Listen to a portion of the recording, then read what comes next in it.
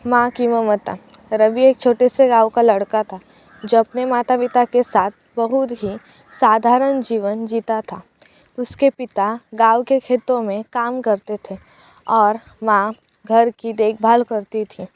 रवि बहुत ही होशियार और मेहनती बच्चा था, लेकिन उसके पास ज़्यादा कुछ नहीं था। उसका सपना था कि वह एक दिन बड़ा आदमी बनेगा और अपनी माँ बाप को खुश रखेगा।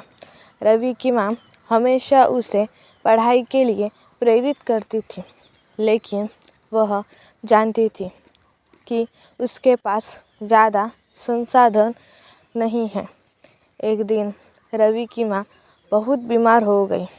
गांव के डॉक्टर ने बताया कि इलाज के लिए शहर जाना पड़ेगा, लेकिन उनके पास पैसे नहीं थे। रवि ने ठान लिया कि वह अपनी माँ को ठीक करने के लिए कुछ भी करेगा।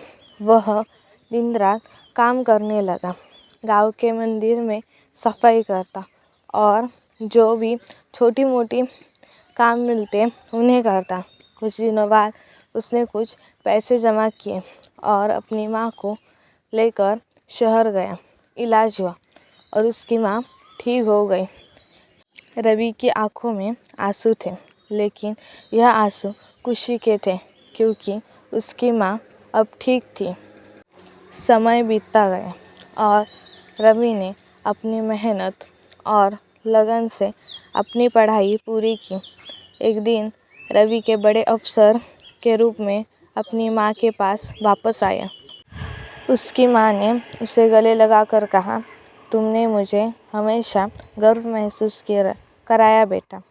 रवि की सफलता का सबसे बड़ा राज उसकी माँ की ममता और आशीर्वाद था।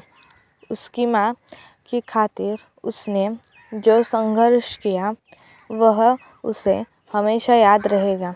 कहानी का संदेश। माँ की ममता और आशीर्वाद से बढ़कर कोई ताकत नहीं होती। किसी भी मुश्किल समय में माँ की दुआएं हमेशा साथ रहती है।